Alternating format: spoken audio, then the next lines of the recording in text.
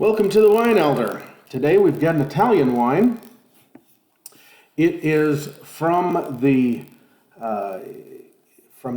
Basilicata. I think I'm saying that right. Basilicata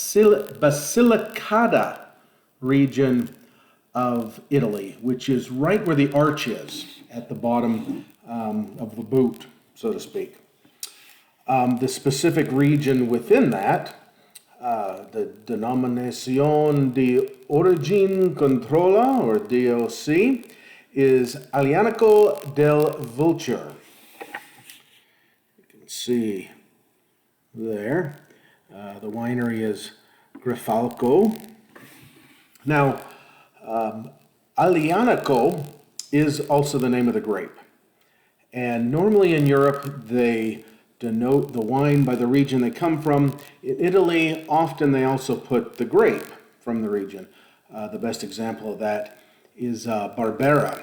Barbera d'Asti and Barbera d'Alba. Alba and Asti are the regions, or the towns, and Barbera is the grape. So here we got an Aglianico del Vulture, and Aglianico is the grape. And it is a deep red grape. Very rich, usually quite fruity, and they can be heavy. Wine goes with where it grows, so the foods, Naples-style foods, also up in the hills there in southern Italy. So pizzas, tomato sauces, things like that ought to go really well with something like this.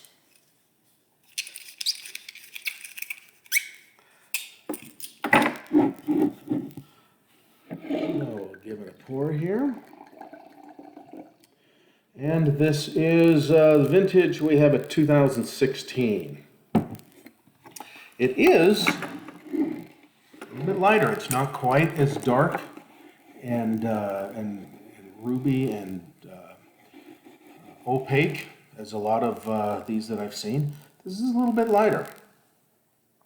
You can see partially, see your fingers moving just a little bit through it, which means it's not quite as dark and heavy.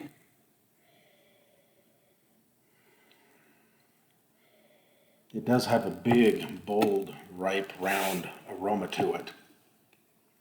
Not quite fresh and fruity, like sometimes the Primitivos or Zinfandels in California. This is a little bit more minerality in its aroma, and it tastes, or it smells kind of a little dusty and musky.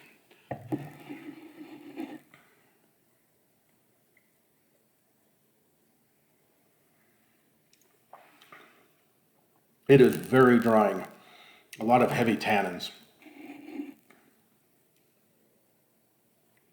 It is very strong and just gripping.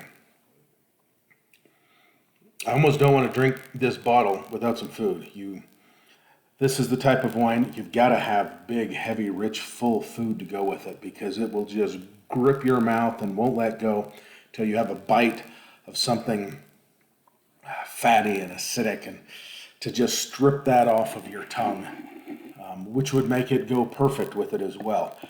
Heavy foods, heavy wines. This is a big, heavy, thick, rich wine. It does have that musky, kind of dusty, tanniny taste to it as well. It tastes like old, aged wine. And it's not that old. Yeah, it just grips you and does not let go. I really like it though. I am making something to eat that'll go good with this, and so I'm just projecting out to the future. If I was drinking this whole bottle by itself, I would say I don't think I could finish it, because it's just so strong and gripping. It tastes like it's just ancient and old and been aged and been sitting there just gaining. It's not too deep and complex. It's a little bit kind of one note, but it's a very strong, thick, heavy note to it. So balance-wise, I'll give it, it could be a little bit better balance. This is average balance. It's not bad, but I'd say it's a 3 out of 5 for the balance. The depth, I think we can go,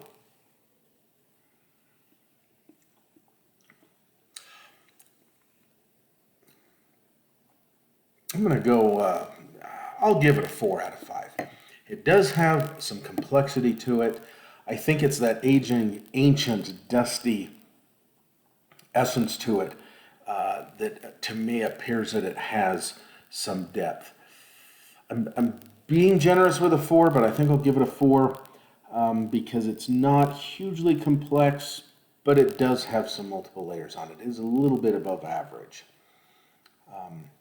For the finish, we'll give it a 3. It doesn't evolve in your mouth with the finish. It grips it so much that it does stay on your tongue, but it's staying on the tongue because of the tannins, not because of some complexity that's lingering there. So we'll just give it a 3. For representation, we'll do a 4. This is the big, heavy, gripping taste that you find in Aglianicos, and so we'll give it a 4 for that. Overall taste, I'm going to give it an 8. I like it. It doesn't greatly excite me, but I would buy and drink it again, given the right dish to go with it. And so I think it's a decent representation of Aglianico, but probably not the favorite that I've had.